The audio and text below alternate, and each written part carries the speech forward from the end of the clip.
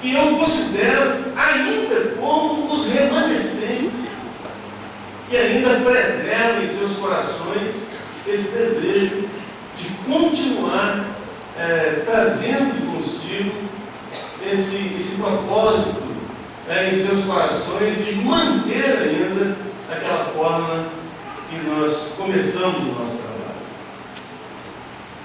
trabalho. Se eu perguntasse a cada um de nós aqui hoje, quem somos nós? O que você conhece na casa da oração? Você que faz parte de uma nova geração que está chegando agora, quem é esse povo?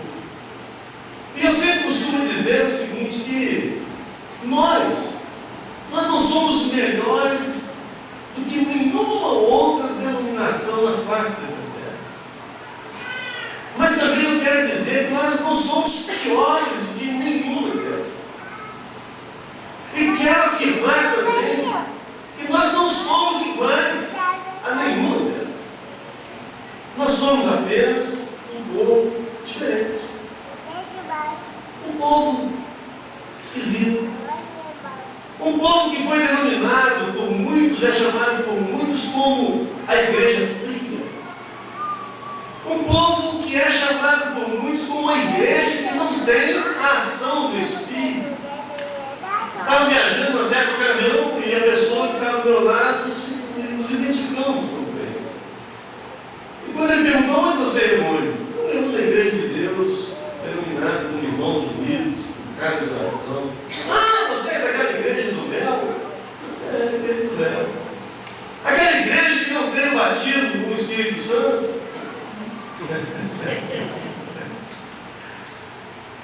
Pois é, eu creio que essa viagem vai ficar muito curta para a gente conversar até o final dela. Né?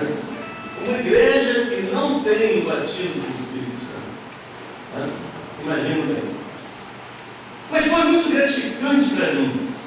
Um dia, um dos nossos irmãos escreveu para um projeto chamado da Meia-Noite. Quem conhece a Meia-Noite? Um projeto seríssimo, né? Há quantos anos eu acompanho, não só por intermédio de literaturas, como também de programas radiofônicos, né? Eu sou um apaixonado por rádio. Então, há muitos anos, ele riu ali agora, que ele viu que na minha mala nunca falta um radinho. Eu falei para ele assim, que rádio é uma coisa interessante, você nunca está só. Você pode estar sozinho. Como eu não gosto, eu detesto solidão, então eu cheguei no lugar, me tranquei, eu ligo o radinho. Eu estou sintonizado com o mundo inteiro, né? Então, olha bem a resposta da carta desses irmãos que até hoje, há tanto tempo que eu os conheço, eu não sei que denominação eles são. Eu não sei de que grupo eles são, não sei de que igreja eles são. Não sei. Porque eles nunca deixaram transparecer na proposta, porque a essência deles é falar sobre a volta de Cristo. Né? E para mim não existe um assunto melhor do que esse, uma preocupação maior do que essa. Então, esse irmão que escreveu, recebeu a resposta dessa carta. Eu fiz questão de guardar uma cópia dessa carta, que foi escrita em 13 de dezembro de 1990.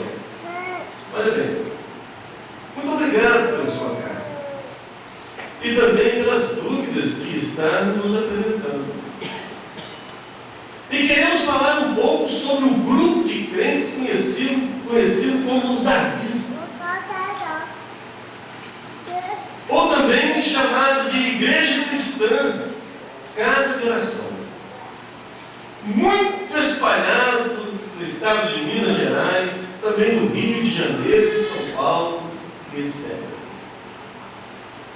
Queremos dizer que esse tipo de denominação é uma das melhores denominações que existem, não somente no nosso Brasil, mas também no mundo inteiro, que é o movimento dos irmãos davistas. Eles mesmos não gostam de ser chamados assim, porque não querem dar muita ênfase e valor a uma denominação. A maneira como eles têm de se reunir, de consagração, de comemorar a Santa Ceia do Senhor, todos os domingos pela manhã, e também o modo como eles servem a palavra no culto. Nós achamos que é o sistema que mais se aproxima do sistema da igreja primitiva. A gente dá vontade aqui assim, né? E soltar foguete. Porque tem muita gente que chama a gente de igreja fria. Mas eu estou ouvindo de alguém que tem competência para poder falar sobre isso. E eles estão dizendo que hoje em dia, né, que esse é o sistema movido pela adoração na ceia do Senhor todos os domingos, como servem a palavra no culto. Então nós achamos que esse sistema é o que mais se aproxima do sistema da igreja primitiva. E vemos também hoje em dia que a doutrina da igreja cristã ou dos irmãos abertos é das doutrinas mais bíblicas do mundo cristão. Realmente cremos que são os verdadeiros fiéis, que sem dúvida vivem uma vida humilde, sem chamar muito a atenção, mas que são grandemente abençoados por Deus.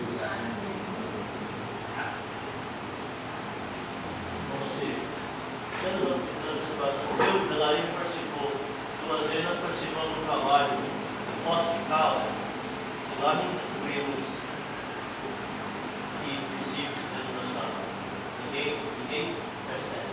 Durante acho que 3 dias nós estivemos lá, quinta, sexta, sábado, ninguém apresentou. Você não sabe quem são? Sabe tão bom de Deus. Apenas descobrimos que. Claro, também cremos que em alguns lugares haja grupos que não tão fiéis, até em contendas, mas isso pode ser alguma exceção local. Vemos, por exemplo, que na Alemanha o grupo dos irmãos é uma das igrejas mais abençoadas, com grandes editoras que lançam o melhor material de interpretação bíblica e mensagens profundas que ajudam na santificação e na preparação para a volta de Cristo. Também a escatologia, quer dizer, a interpretação das profecias desses irmãos, é um material muito bíblico. E a chamada da meia-noite, na verdade, é um grupo que poderia se chamar de irmãos abertos. Nós temos quase um sistema como eles e somos muito ligados com esses irmãos da igreja cristã. Que isso lhe ajude a vencer as suas dúvidas e que possa frequentar com muita alegria as reuniões da igreja cristã evangélica. Eu fico emocionado por ter na minha mão um depoimento como esse, e ao mesmo tempo imbuído de um sentimento de profunda tristeza. O irmão Walter retornou há pouco tempo do seu país. Um país em que a casa de oração, onde ele se reuniu, enviou missionários por toda parte desse mundo. E ele voltou completamente decepcionado, porque hoje as casas de orações na Inglaterra ou na Escócia, nos países europeus, praticamente estão extintas. Sabe por quê? Porque para muitos crentes, eles ainda não estão satisfeitos. Eles não conseguiram adquirir o contentamento, o prazer de continuar reunindo na simplicidade. Hoje, antigamente, né, nós éramos respeitados no mundo inteiro como os maiores conhecedores profundos da palavra de Deus.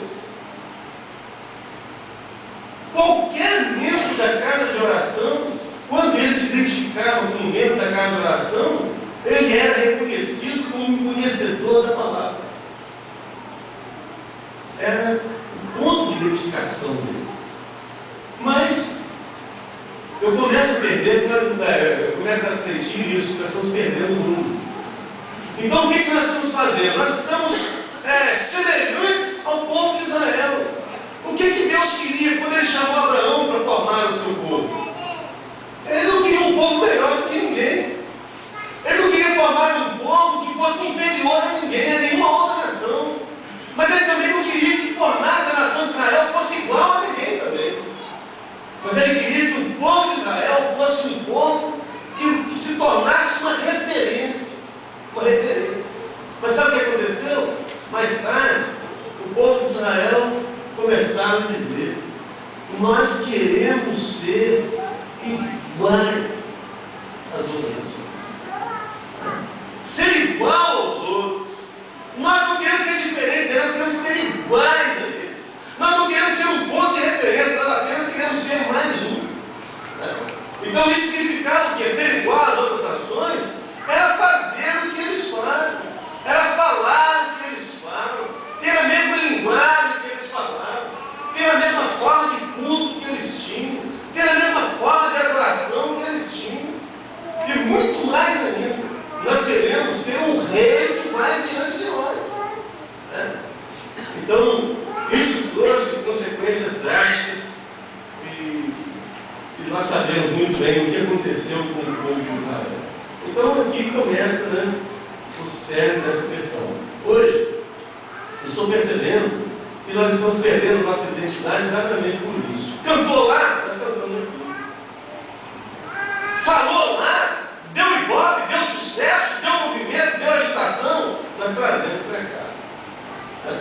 Então lá está dando certo, lá está tendo muita conversão, lá está tendo muita gente, lá está explodindo de tanta gente. Então nós vamos aprender com eles e trazer para cá.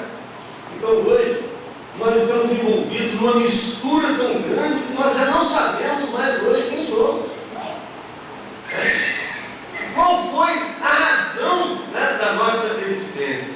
Eu trago aqui apenas um resumo, vou ler só um pedacinho, para vocês verem aqui, escrito pelo nosso irmão Jabismar, no boletim do Congresso. O início do movimento dos Irmãos Unidos deu-se aproximadamente em 1825, na cidade de Dublin, na Irlanda. Um dos fatos marcantes que levou esse movimento a surgir foi a preocupação de um grupo de homens com a condição espiritual da igreja reformada da Irlanda. No castelo de uma mulher conhecida como Condessa Overscourt, homens das diversas denominações estão então existentes. Iniciaram reuniões mensais para estudos bíblicos.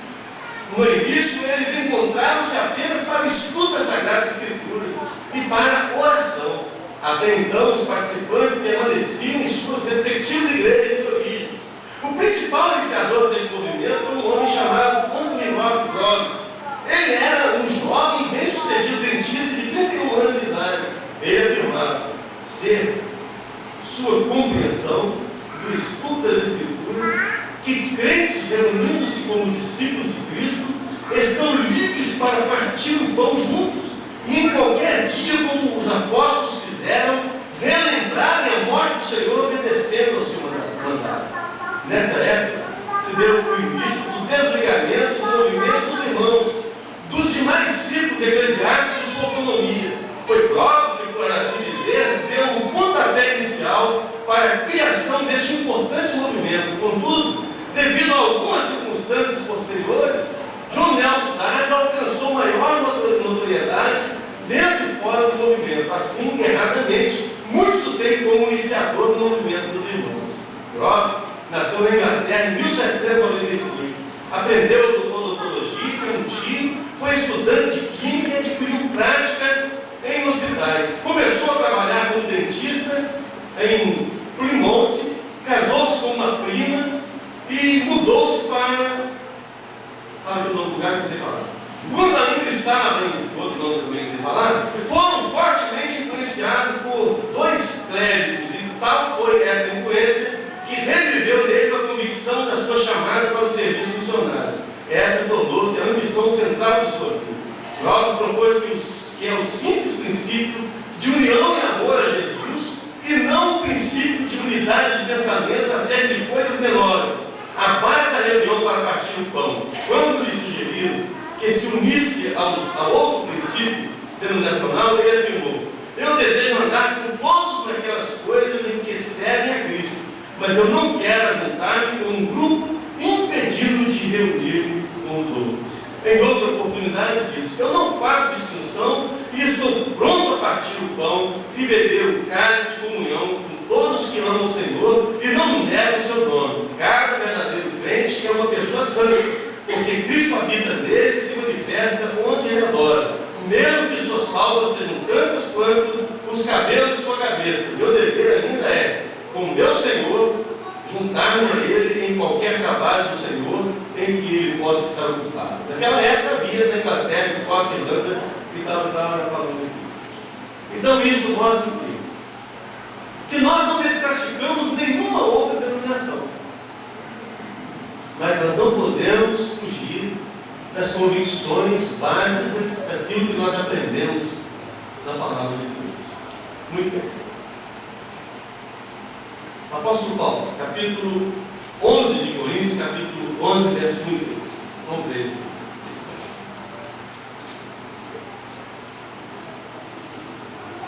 Capítulo 11, de 2 Coríntios, verso 1 ao verso 3.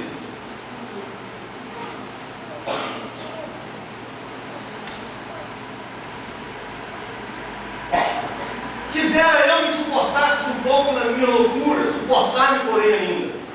Vocês começam a observar que Paulo já está preocupado com a atitude de alguns crentes já naquela época. Porque crentes que não são espirituais, eles começam a achar que os presbíteros, os seus pastores, que têm uma responsabilidade imensa diante de Deus. Porque na verdade são os presbíteros que terão que prestar contas a Deus por Evangelho. Então, para os crentes que não são espirituais, aqueles que não aceitam o conselho, aqueles que se rebelam, aqueles que empregam nas suas mentes, nos seus corações, fazer outras coisas que não estão em conformidade com aquilo que a igreja professa, com aquilo que a igreja crê, e quando eles são chamados à atenção, eles se rebelam contra a liderança da igreja. Paulo está preocupado com o seguinte, porque muitos crentes já estavam achando ele enjoado de tanto ele falar as mesmas coisas. Então ele está pedindo assim: olha, eu quero que vocês me suportem um pouco mais. Olha bem, quiser que me suportasse um pouco na minha loucura, suportai-me, porém, ainda, porque estou zeloso de vós com zelo de Deus, porque vos tenho preparado para vos apresentar como uma virgem pura ao marido, a saber, a Cristo. Agora o verso 3, veja bem: mas temo que assim como a serpente enganou Eva com a sua astúcia, assim também sejam de alguma sorte corrompidos os vossos sentidos e se apartem da simplicidade que há em Cristo. Olha bem, e o que está acontecendo com a gente hoje? A simplicidade hoje não é mais aquilo que nós queremos. Nós estamos fugindo exatamente dessa simplicidade, que é o quê? O prazer de estar na ceia do Senhor, que é o prazer quando chega a hora do estudo da palavra de Deus, porque quanto mais conhecimento você vai adquirindo de Deus, isso vai injetando dentro de você uma firmeza, uma convicção de que todas as coisas que vierem de fora para combater a sua fé, a sua crença, a sua devoção ao Senhor, automaticamente isso vai ser arrependido. Não sei se o irmão subiu lendo, mas há mais de 20 anos atrás, um dia ele subiu no nosso púlpito em Guarapari, e eu nunca mais esqueci daquilo. O suíço falou assim: eu tenho tanta convicção na palavra de Deus, ensinado pelos meus pais, ensinado pelos presbíteros da minha igreja, eu tenho tanta convicção disso, que essas coisas todas que estão aparecendo aí, essas coisas assombrosas, essas coisas milagrosas, que se dizem milagrosas, essas coisas que movimentam, que chamam a atenção de todo mundo, ele diz assim: ainda que eu presenciar isso com os meus olhos, alguém que tem a sua cabeça decepada, e que essa cabeça sai rolando para lá, e alguém for lá e pegar essa cabeça e colocar no lugar, eu tenho tanta convicção que eu vou dizer assim: eu não creio no que eu estou vendo.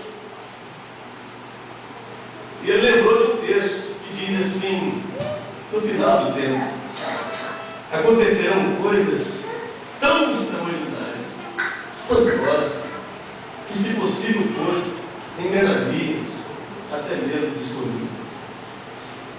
E é verdade. Hoje, qualquer movimento diferente, hoje estão mexendo com os nossos membros. Estamos perdendo muitos membros da casa de oração porque estão indo para outros movimentos. Sabe por quê? Porque lá é mais agitado. Sabe por quê? Porque lá grita mais. Sabe por quê? Porque lá os cânticos são mais animados. Sabe por quê? Porque lá é mais fervoroso. Porque lá o Espírito Santo age mais. Porque lá as coisas acontecem. Hoje, a palavra de Deus hoje não está fazendo mais o mesmo efeito que fazia nos corações antigamente. Se a palavra de Deus não é o suficiente para fazer meu coração arder, como os dois discípulos de Emaús, aqueles dois discípulos estavam completamente desanimados. Eles estavam voltando para casa, praticamente com a esperança deles destruída. Mas o Senhor Jesus apareceu, e Jesus não trouxe nenhuma outra novidade para eles. Foi exatamente naquilo que eles mais conheciam, foi nas Escrituras Sagradas. E a Bíblia diz que quando Jesus começou a abrir as Escrituras para eles, e eles chegaram na casa deles, depois que Jesus saiu, olhou um para o outro e falou assim: é Ele mesmo, é Jesus. Porventura, quando Ele abria para nós as Escrituras, o nosso coração não ardia. Irmãos, quando eu falo disso, assim, eu falo com muita alegria, sabe por quê? Porque foi nesses presbíteros, assim como o Suí falou, foi neles que eu confiei a minha vida. Eu estava comentando com o Éder, com o Fabinho ontem, e com os irmãos do Legado Benevides, irmão Benevides, que quando eu me coloquei na presença do Senhor por 23 anos, eu falei para os irmãos, eu falei assim: a partir de agora eu quero acertar minha vida com Deus. Mas eu gostaria que os presbíteros, eu chamei os presbíteros da igreja e falei assim: a partir de agora, a minha vida está na direção de vocês. Vocês vão ser responsáveis por mim. E a primeira coisa que eu quero que vocês olhem agora por mim, que Deus me dê uma esposa para mim, para que eu possa desempenhar no ministério. Eu quero ser um pregador, eu quero ser alguém na minha vida que eu possa fazer diferença na minha igreja. Eu nem pensava ali na vida de outras igrejas, eu pensava na minha igreja. Era uma igrejinha pequenininha. Ninguém sabe muito bem disso. E esses irmãos oraram por mim. Pessoas simples, falando tudo errado, mas colocando a minha vida no altar do Senhor. E Deus ouviu essa oração deles. Depois eu coloquei a minha vida conjugal também na mão deles. Foram esses presbíteros da minha igreja que me ajudaram na minha vida, no meu relacionamento com a minha esposa. Eu ainda não tinha experiência disso. Eu não sabia o que era. Não é como hoje, que os casais hoje são bem orientados. Tem estudo para namoro, tem estudo para noivado, tem estudo para o casamento. Eu não tive nada disso. Era um principiante completamente leigo nesse assunto de relacionamento conjugal. E como esses presbíteros foram importantes para mim. Eles iam na minha casa, eles nos orientavam, eles nos ajudavam, eles oravam por nosso relacionamento.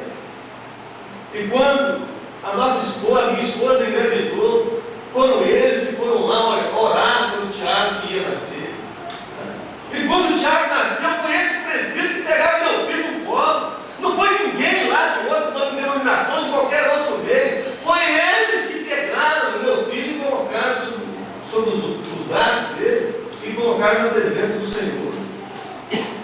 Da mesma forma, quando meu filho estava procurando a moça para namorar, se colocou em julgo desigual. Sabe o que eu fiz? Chamei essa liderança da igreja, vamos reunir com meu filho, fale para ele, ore por ele. E a oração daquele dia eu nunca mais vou esquecer: Senhor, se essa moça vai atrapalhar e atrofiar o ministério e a vida desse menino, então que o Senhor interrompa isso. E Deus tirou. Acabou. Namoro não existe mais. Agora meu filho já está com o seu casamento marcado no mês de novembro. E a pessoa que maravilha, uma pessoa que fala a mesma língua, que está no mesmo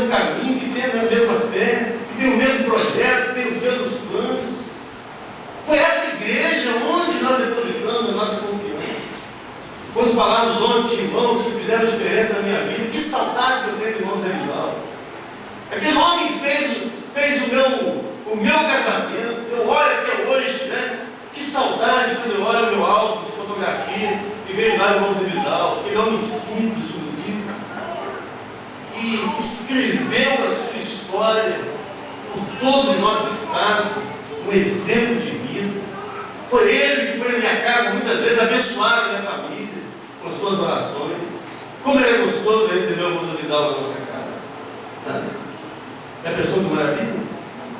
Então eu fico pensando assim, o que eu quero mais? Eu dou